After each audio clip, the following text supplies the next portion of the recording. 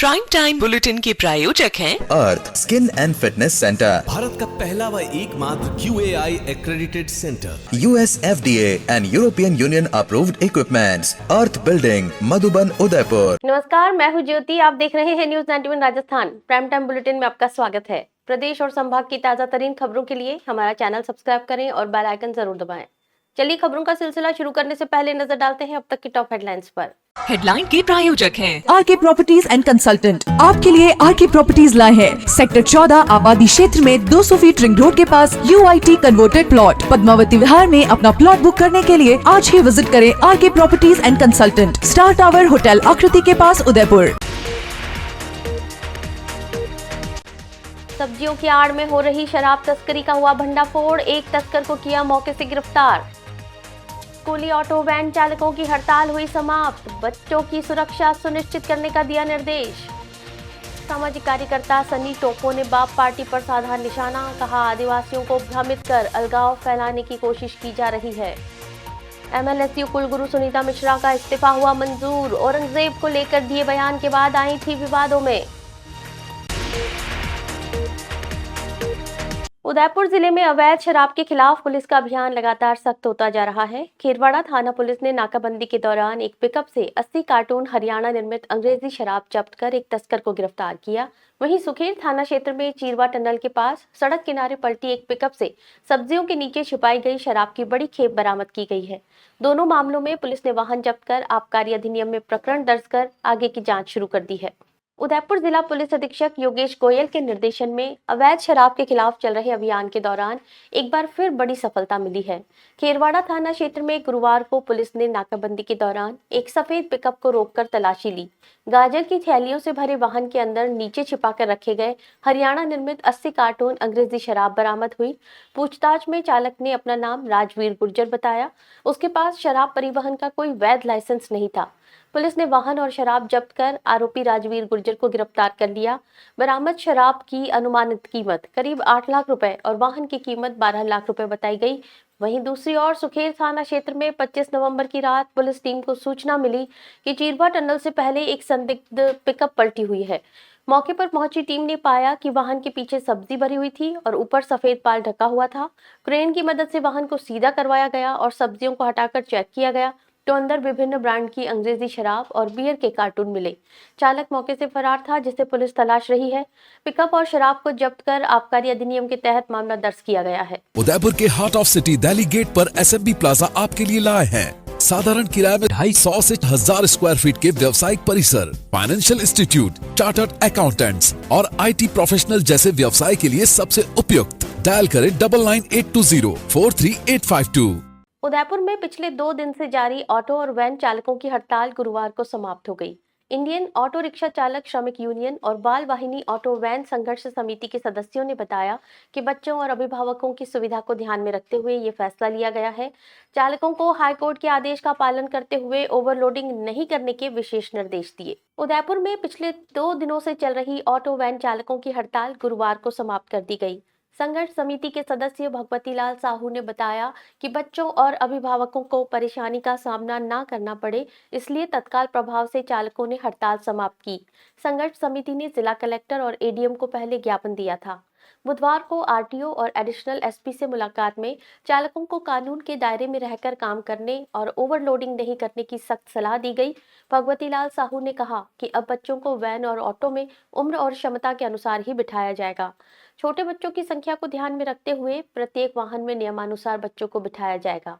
संघर्ष समिति ने चालकों से अपील की कि वे हाईकोर्ट के आदेशों का पालन करें, कानूनन निर्धारित क्षमता से अधिक बच्चों को वाहन में न बिठाएं और बच्चों की सुरक्षा को प्राथमिकता दें। प्रशासन की ओर से भी स्पष्ट किया गया कि किसी भी प्रकार के नियम उल्लंघन पर जिम्मेदारी चालकों की होगी। शुक्रवार से बच्चों का स्कूल आना जाना सामान्य रूप से शुरू होगा। एहतियात के तौर पे कहा है कि भाई आप लोग ओवरलोडिंग नहीं करेंगे और कानून के दायरे में रह के ही काम करेंगे। और हमने भी उनसे ये कहा है सर हम ओवरलोडिंग नहीं करेंगे और कानून में दायरे में रहते हुए काम करेंगे। पहले भी कानून के दायरे में रहते हुए काम करते हुए आए हैं और आगे भी कानून के दायरे में रहते हुए काम करेंगे। Amar Ashish hospital and test tube baby centre Udaipur, जहां आधुनिक तकनीक से मिलता है निसंतान दंपतियों को संतान सुख। तो आज ही डायल करें अपनी खुशियों का नंबर 0294 242 9044। उदयपुर में गुरुवार को झारखंड के सामाजिक कार्यकर्ता सनी टोप्पो ने प्रेस कॉन्फ्रेंस कर बीएपी पार्टी और आदिवासी समाज को लेकर बड़ा बयान दिया। टोप्पो ने आरोप लगाया कि कुछ संगठन धर्मांतरण को बढ़ावा दे रहे हैं और आदिवासी युवाओं को भ्रमित कर रहे हैं। उन्होंने साफ तौर पर कहा कि आदिवासी समाज को धर्म के नाम पर बांटने की कोशिश हो रही है। टोप्पो ने राजस्थान के ट्राइबल इलाकों में 5 दिवसीय जागरूकता अभियान चलाने की घोषणा की। झारखंड के युवा सामाजिक कार्यकर्ता सनी टोप्पो राव ने गुरुवार को आयोजित प्रेस कॉन्फ्रेंस में आदिवासी समाज से जुड़े मुद्दों पर एक के बाद एक बड़े बयान दिए। टोप्पो ने दावा किया कि झारखंड में बीते कुछ वर्षों में धर्मांतरण तेजी से बढ़ा है और इसी कारण वे राजस्थान के ट्राइबल क्षेत्रों का दौरा कर रहे हैं ताकि यहां रहने वाले भील और अन्य जनजातियों को इस विषय में जागरूक किया जा सके। उन्होंने कहा कि झारखंड में 14% लोग ईसाई बन चुके हैं और यह आंकड़ा किसी राजनीतिक दल का नहीं बल्कि स्वयं मिशनरी संगठनों का है। टोप्पो ने आरोप लगाया कि बीएपी पार्टी और उससे जुड़े कुछ नेता आदिवासी समाज को भ्रमित कर रहे हैं और उन्हें उनकी मूल पहचान से दूर ले जाकर अलगाव की राजनीति को बढ़ावा दे रहे हैं। उन्होंने कहा कि आदिवासी समाज को अपने मूल धर्म, परंपराओं और संस्कृति को समझने की जरूरत है ताकि बाहरी प्रभावों से बचा जा सके। टोप्पो ने कहा कि जो लोग आदिवासी हिंदू नहीं का दावा कर रहे हैं, अगर उनके पास ठोस तथ्य है तो वे अदालत का रुख करें। उन्होंने ये भी जोड़ा कि संविधान की 5वीं अनुसूची, पेशा एक्ट, वनाधिकार कानून और जनजाति संरक्षण संबंधी कई धाराएं ये साबित करती हैं कि आदिवासी मूल रूप से सनातन संस्कृति से जुड़े हुए हैं।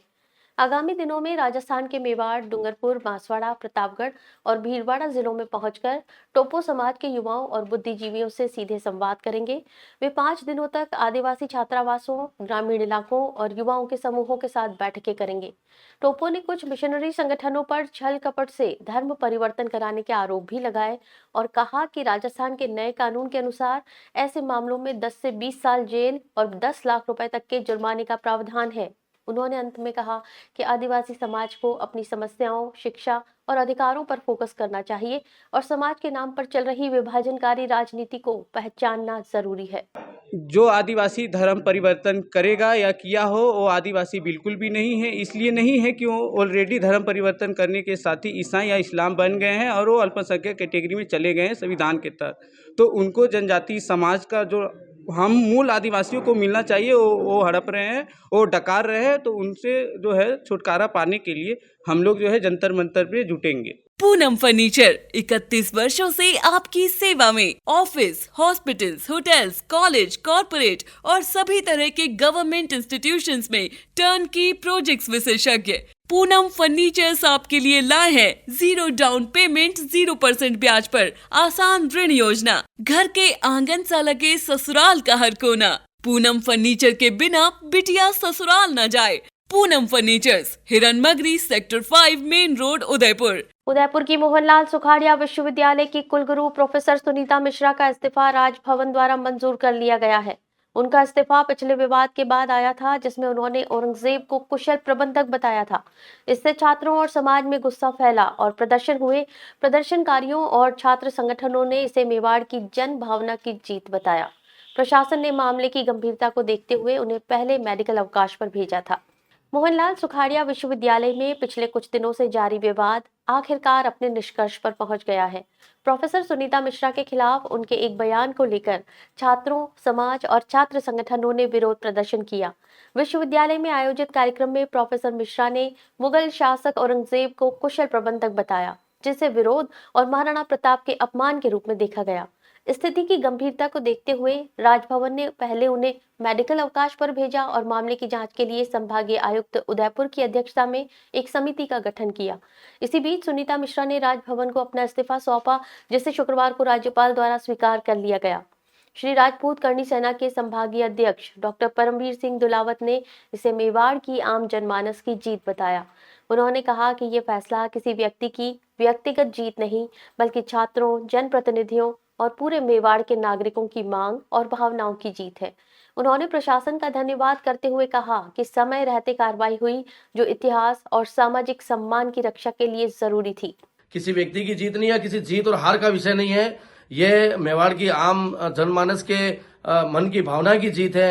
ये उन दोनों छात्र संगठन के छात्रों की जीत है और ये उन जनप्रतिनिधियों की जीत है कि उन्होंने उक्त समय पे आके इसका विरोध किया। उस प्रत्येक मेवाड़ के प्रत्येक जन जन की ये जीत है जिन्होंने इस बयानबाजी के विरोध में आके सड़कों पर प्रदर्शन किया। मैं उदयपुर में गुरुवार सुबह हल्की धुंध के बीच हल्की धूप जरूर निकली, लेकिन ठंड का असर अब भी बरकरार है। मौसम विभाग के अनुसार उदयपुर सहित संभाग के कई जिलों में आज हल्की बूंदाबांदी हो सकती है। वहीं तापमान में भी मामूली गिरावट दर्ज की गई है। बादल छाने और धूप कम निकलने से सर्दी का असर बढ़ सकता है। विभाग ने 27 और 28 नवंबर को कई जिलों में हल्की बारिश की संभावना जताई है। उदयपुर में नवंबर का अंतिम हफ्ता पूरी तरह सर्दी के असर से घिरा हुआ नजर आ रहा है। गुरुवार सुबह शहर हल्की धुंध की चादर में लिपटा रहा, जिसके बीच में समय समय पर हल्की धूप निकलती रही। हालांकि धूप की तीव्रता कम होने से गलन का एहसास बना रहा। मौसम विभाग के अनुसार बुधवार को उदयपुर का अधिकतम तापमान 24.4 डिग्री सेल्सियस और न्यूनतम तापमान 13.8 डिग्री सेल्सियस दर्ज किया गया। तापमान में ये गिरावट आगामी दिनों में और ठंड बढ़ने का संकेत दे रही है। सलूम्बर जिले में भी सुबह से ही घना कोहरा और हल्की धुंध छाई रही। कई रास्तों पर विजिबिलिटी कम होने से लोगों को सुबह के समय वाहन चलाने में सावधानी बरतनी पड़ी। हालांकि आज सुबह ठंडी हवाओं में थोड़ी कमी जरूर दर्ज की गई, जिससे लोगों को शीतलहर से कुछ राहत महसूस हुई। लेकिन इसके बावजूद बादल छाने और धूप कम रहने से सर्द मौसम की पकड़ मजबूत बनी हुई है। मौसम विभाग ने उदयपुर संभाग के लिए हल्की बारिश और बूंदाबांदी का पूर्वानुमान जारी किया है। 27 नवंबर को उदयपुर और राजसमंद के कई इलाकों में बादल छा सकते हैं। कहीं कहीं हल्की बारिश देखने को मिल सकती है। वहीं 28 नवंबर को उदयपुर, चित्तौड़गढ़, राजसमंद जिलों में भी बादल छाने और बूंदाबांदी की संभावना बरकरार है। मौसम विशेषज्ञों का कहना है कि बंगाल की खाड़ी में बने मौसम तंत्र के कारण ठंडी हवाओं का असर कुछ दिनों के लिए कम हो सकता है, लेकिन बादल और नमी बढ़ने से रात के तापमान में गिरावट जारी रह सकती है। उदयपुर के गोगुंदा थाना क्षेत्र से बड़ी कार्रवाई सामने आई है। पुलिस ने इस्वाल के पास हाईवे पर नाकाबंदी के दौरान गीली लकड़ी से भरे 2 ट्रकों को जब्त किया। दोनों ट्रक चालक लकड़ी के कोई भी वैध दस्तावेज पेश नहीं कर सके, जिसके बाद पुलिस ने उन्हें डिटेन कर लिया।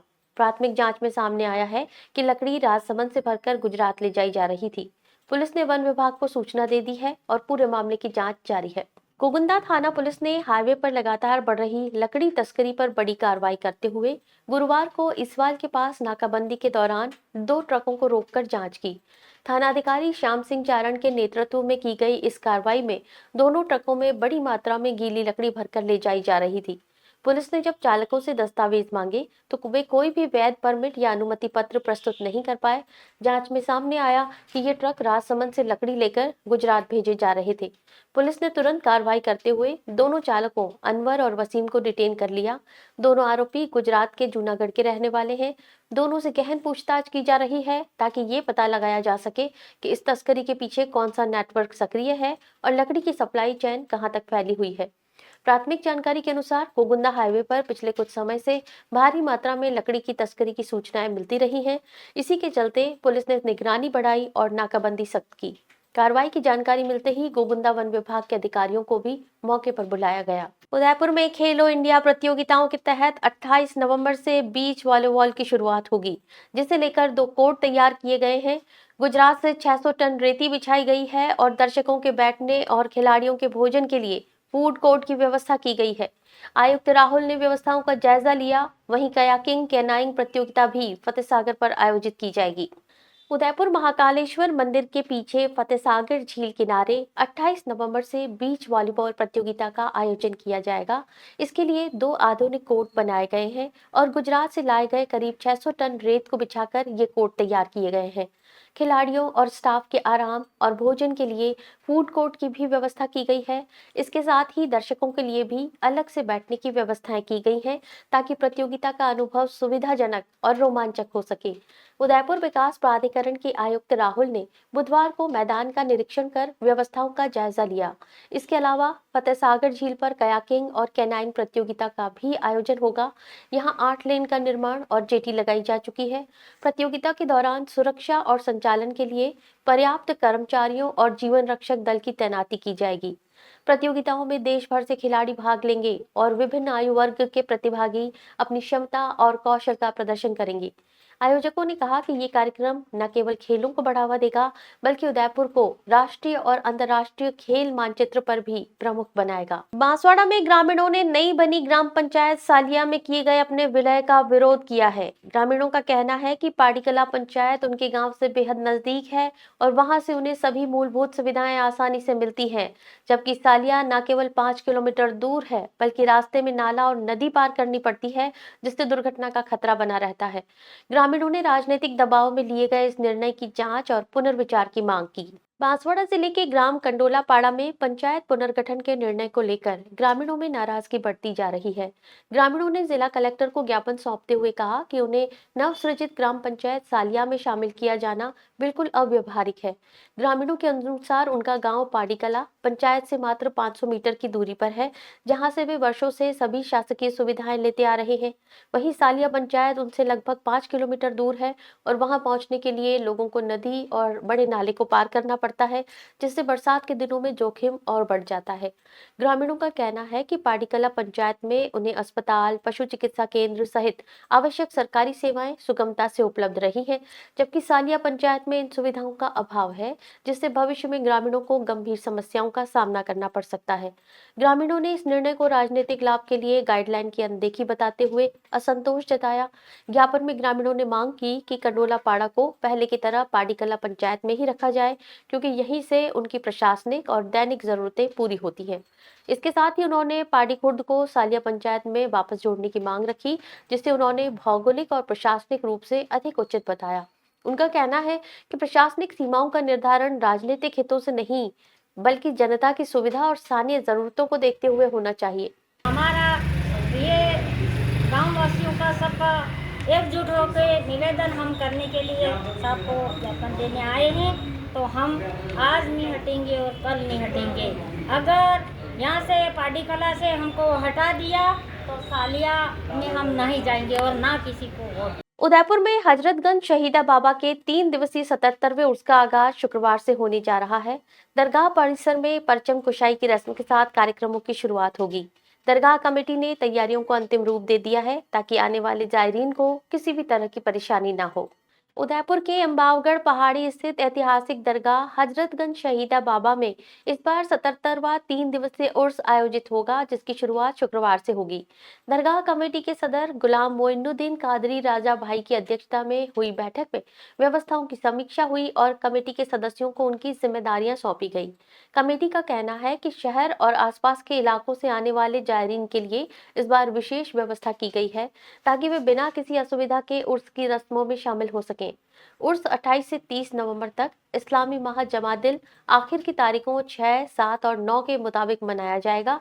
कार्यक्रम की सरपरस्ती सूफी निसार अहमद कादरी बास्ती नागौर शरीफ करेंगे। कमेटी के प्रवक्ता मोहसिन हैदर के अनुसार पहले दिन नमाज फज्र के बाद कुरान ख्वानी से शुरुआत होगी। सुबह 8 बजे परचम कुशाई की रस्म अदा की जाएगी और शाम 5 बजे हुसैनी परचम की परचम कुशाई होगी। रात में नमाज ईशा के बाद महफिल मिलाद आयोजित की जाएगी, जिसमें सैयद फाजिल मियां मैसूर, फकीर रमजान अली शाह, नातख्वां जावेद रजा कादरी और शहर काजी हामिद रजा मौजूद रहेंगे। दूसरे दिन शनिवार को महफिल सिमा कव्वाली का आयोजन होगा। इसमें जयपुर से जुबेर नईम अजमेरी, रफीक मस्ताना वारसी और मस्ताना अखलाक सुल्तानी अपने कलाम पेश करेंगे। रात 1 बजे चिरागा माहौल में संदल पेश करने की रस्म अदा होगी। तीसरे दिन रविवार को नमाज जोहर के बाद कुल की महफिल शुरू होगी। कव्वाल पार्टियां अपने कलाम पेश करेंगी और शाम नमाज असर के बाद कुल की फातिहा के साथ उर्स का समापन होगा।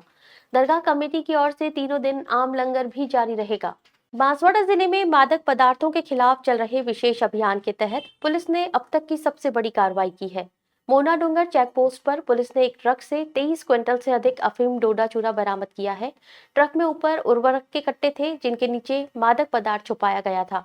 पुलिस ने चालक को गिरफ्तार कर लिया है और पूरे मामले की जांच की जा रही है। बांसवाड़ा में मादक पदार्थों के विरुद्ध चल रहे विशेष अभियान के तहत पुलिस को बड़ी सफलता मिली है। सल्लोपाट थाना पुलिस ने मोना डूंगर चेक पोस्ट पर एक संदिग्ध ट्रक को रोका। तलाशी के दौरान पुलिस टीम को पहले तो साधारण यूरिया खाद के कट्टे नजर आए, लेकिन जब उन्हें हटाकर देखा तो 117 काले प्लास्टिक के कट्टे भरे हुए मिले।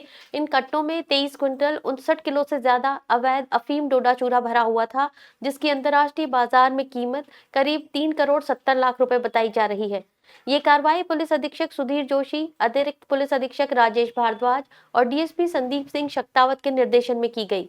सल्लोपार थानाधिकारी देवीलाल खटीक के नेतृत्व में गठित टीम ने मौके पर ट्रक चालक नरेश नैन को हिरासत में लिया, जो फलौदी के केलनसर का रहने वाला है। पूछताछ में उसने खुलासा किया कि ये माल प्रतापगढ़ क्षेत्र से भरकर मारवाड़ इलाके में पहुंचाया जाना था, जहां इसे आगे सप्लाई किया जाना था। पुलिस जांच में ये भी सामने आया कि इस रूट का उपयोग लंबे समय से अवैध तस्करी के लिए किया जा रहा था और ट्रक पर यूरिया खाद की आड़ देना तस्करों का पुराना तरीका रहा है। फिलहाल पुलिस टीम पूरे नेटवर्क को पकड़ने के लिए कई जगह दबिश दे रही है और इस बात का पता लगाया जा रहा है कि इस बड़ी खेप की सप्लाई किन किन ठिकानों पर होनी थी। चित्तौड़गढ़ में बदहाल सड़कों को लेकर स्थानीय लोगों का गुस्सा फूट पड़ा। निम्बाड़ा को जोड़ने वाला मुख्य मार्ग लंबे समय से खराब हालत में है, वहीं सीवरेज कार्य ने स्थिति और बिगाड़ दी है। बड़े बड़े गड्ढों और धूल से त्रस्त लोगों ने गुरुवार को सड़क जाम कर विरोध जताया। महिलाओं ने भी धरने में हिस्सा लिया। मौके पर पहुंचे कांग्रेस नेताओं ने प्रशासन को रविवार तक समय देते हुए चेतावनी दी कि समस्या अगर नहीं सुलझी तो बड़ा आंदोलन होगा। चित्तौड़गढ़ शहर के महेशपुर से सेवा हाउसिंग बोर्ड मधुबन होते हुए निम्बाड़ा को जोड़ने वाला प्रमुख मार्ग लंबे समय से जर्जर हालत में है, जिसके चलते क्षेत्रवासियों की परेशानी लगातार बढ़ती जा रही है। सड़क पर जगह जगह बड़े गड्ढे बन गए हैं। वहीं इन दिनों चल रहे सीवरेज लाइन के कार्य ने स्थिति को और अधिक खराब कर दिया है। सड़क उखड़ी पड़ी है, जिससे वाहनों का निकलना मुश्किल हो गया है और लोगों को रोजमर्रा की आवाजाही में भारी दिक्कतों का सामना करना पड़ रहा है। गुरुवार सुबह क्षेत्र की महिलाएं और स्थानीय लोग एकजुट होकर सड़क पर बैठ गए और जाम लगाकर प्रशासन के खिलाफ जोरदार प्रदर्शन किया। प्रदर्शन करीब 1 घंटे तक चला, जिसके दौरान लोगों ने आरोप लगाया कि सड़क की हालत बेहद खराब है और बार बार शिकायत करने के बावजूद कोई ठोस कार्रवाई नहीं हो रही। आश्चर्य की बात यह है कि इसी क्षेत्र में सांसद और विधायक का भी निवास है, लेकिन फिर भी सड़क सुधार के लिए कोई कदम नहीं उठाया जा रहा है। प्रदर्शन के दौरान माहौल तब और गर्मा गया जब कई कांग्रेस नेता मौके पर पहुंचे। उन्होंने प्रशासन को चेतावनी दी कि यदि रविवार तक सड़क मरम्मत शुरू नहीं की गई तो क्षेत्रवासी परिवारों के साथ बड़े स्तर पर धरना देंगे। स्थानीय लोगों का कहना है कि सड़क में मौजूद गड्ढों के कारण कई वाहन चालक घायल हो चुके हैं। बच्चों और बुजुर्गों के लिए ये रास्ता बेहद जोखिम भरा हो गया है। क्षेत्रवासियों ने जल्द से जल्द इस मार्ग को सुधारने की मांग की है ताकि रोजमर्रा की परेशानी से राहत मिल सके। सब महिला प्रो नहीं होती हैं गाड़ी चलाने में। हमारे बच्चों को श्वास की दिक्कत हो रही है धूल की वजह से, वृद्धों को श्वास की दिक्कत हो रही है धूल की वजह से। कितने लोगों के फ्रैक्चर हो चुके हैं। आप पैसे दे दोगे फ्रैक्चर हो जाएगा ठीक, लेकिन पूरी जिंदगी वो फ्रैक्चर उसको दुख देता है। बहुत समस्या है। जब हम यहाँ तक आ गए हैं तब आज हम जाके यहाँ निकले हैं। 2 साल हो गए उस चीज़ से। दिक्तवार तक अगर कुछ होता है तो ठीक है, नहीं तो हम सब यही रोड पे ही आए। डूंगरपुर में बुधवार को नेशनल हाईवे किनारे एक युवक का शव मिलने से सनसनी फैल गई। परिजनों ने हत्या की आशंका जताते हुए कुछ लोगों पर शक जाहिर किया है। युवक की मोटरसाइकिल सड़क किनारे खड़ी मिली और पास की झाड़ियों में उसका शव पड़ा था। सिर पर धारदार हथियार से हमले के निशान भी मिले हैं। पुलिस को शुरुआती जांच में एक लड़की से जुड़े लव एंगल के इनपुट मिले, जिसके आधार पर जांच तेज कर दी गई है। डूंगरपुर जिले के बिछीवाड़ा थाना क्षेत्र के आमझरा नेशनल हाईवे पर बुधवार दोपहर मिले 20 वर्षीय संजय डोडा के शव ने पूरे इलाके में सनसनी फैला दी। गुरुवार को मेडिकल बोर्ड से पोस्टमार्टम के बाद पुलिस ने शव परिजनों को सौंप दिया। परिवार ने साफ तौर पर हत्या की आशंका जताई और कुछ संदिग्ध लोगों पर अपनी शंका व्यक्त की। इन बयानों के आधार पर पुलिस ने कई बिंदुओं पर अनुसंधान शुरू कर दिया है। परिजनों के अनुसार संजय 25 नवंबर की शाम करीब 6 बजे अपनी मोटरसाइकिल लेकर घर से निकला था। देर रात तक उसके घर नहीं लौटने पर परिवार ने आसपास तलाश शुरू कर दी, लेकिन कोई सुराग नहीं मिला। अगले दिन सुबह भी संजय का कोई अता पता नहीं था। इसके बाद परिजन सीधे बिछीवाड़ा थाने पहुंचे। इसी दौरान मोबाइल पर सूचना मिली कि आमझरा हाईवे किनारे उसकी मोटरसाइकिल खड़ी मिली है। परिजन मौके पर पहुंचे तो झाड़ियों में संजय का शव पड़ा मिला। सिर पर धारदार हथियार से वार किए जाने के गंभीर घाव थे, जिससे हत्या की आशंका और गहरी हो गई। पुलिस ने मौके का निरीक्षण कर शव को कब्जे में लिया और मोर्चरी में रखवाया। प्रारंभिक जांच के दौरान पुलिस को संजय के मोबाइल और सोशल मीडिया ऐप से कुछ महत्वपूर्ण इनपुट मिले हैं। इनमें एक लड़की के साथ उसके संपर्क का क्लू मिला, जिससे लव एंगल की संभावना सामने आई है। पुलिस इस दिशा में गंभीरता से जांच कर रही है और कॉल डिटेल्स के साथ सोशल मीडिया चैट्स की भी पड़ताल कर रही है। फिलहाल पुलिस कई संदिग्धों से पूछताछ कर रही है और तकनीकी साक्ष्यों के आधार पर मामले की परतें खोलने में जुटी है। परिजन न्याय की मांग कर रहे हैं और पूरे गांव में घटना को लेकर चिंता का माहौल है। पिता पूर्जी डोडा निवासी बोखला की आमजरा पुल के पास में लाश मिली थी, जिसकी लाश को जो है पोस्टमार्टम के लिए हॉस्पिटल डूंगरपुर रखवाया गया है। प्रकरण दर्ज कर लिया गया है और संदिग्ध मुलजिमानों से अनुसंधान जारी है। पोस्टमार्टम के बाद अग्रिम अनुसंधान कार्रवाई की जाएगी। चलते चलते फिर नजर डालते हैं अब तक की टॉप हेडलाइंस पर। हेडलाइन के प्रायोजक हैं आरके प्रॉपर्टीज एंड कंसल्टेंट। आपके लिए आरके प्रॉपर्टीज लाए हैं सेक्टर 14 आबादी क्षेत्र में 200 फीट रिंग रोड के पास UIT converted plot. Padmavati Vihar में अपना प्लॉट बुक करने के लिए आज ही विजिट करें RK properties and consultant, star tower hotel Akriti के पास, उदयपुर। सब्जियों की आड़ में हो रही शराब तस्करी का हुआ भंडाफोड़, एक तस्कर को किया मौके से गिरफ्तार। स्कूली ऑटो वैन चालकों की हड़ताल हुई समाप्त, बच्चों की सुरक्षा सुनिश्चित करने का दिया निर्देश। सामाजिक कार्यकर्ता सनी टोपो ने बाप पार्टी पर साधा निशाना, कहा आदिवासियों को भ्रमित कर अलगाव फैलाने की कोशिश की जा रही है। MLSU कुलगुरु सुनीता मिश्रा का इस्तीफा हुआ मंजूर, औरंगजेब को लेकर दिए बयान के बाद आई थी विवादों में। अपने स्मार्टफोन पर प्रदेश भर की खबरों से अपडेट रहने के लिए आज ही हमारा चैनल सब्सक्राइब करें और बेल आइकन जरूर दबाएं। फिलहाल इस बुलेटिन में इतना ही। दीजिए इजाजत ज्योति को। आप देखते रहिए न्यूज़ 91 राजस्थान। नमस्कार। प्राइम टाइम बुलेटिन के प्रायोजक हैं Arth skin and fitness centre, Bharat का पहला व एकमात्र QAI accredited centre, US FDA and European Union approved equipments, Arth building, Madhuban, Udaipur. ये है चैनल 91 प्लस नेटवर्क और आप देख रहे हैं न्यूज़ 91। न्यूज़ 91, आवाज हम सबकी।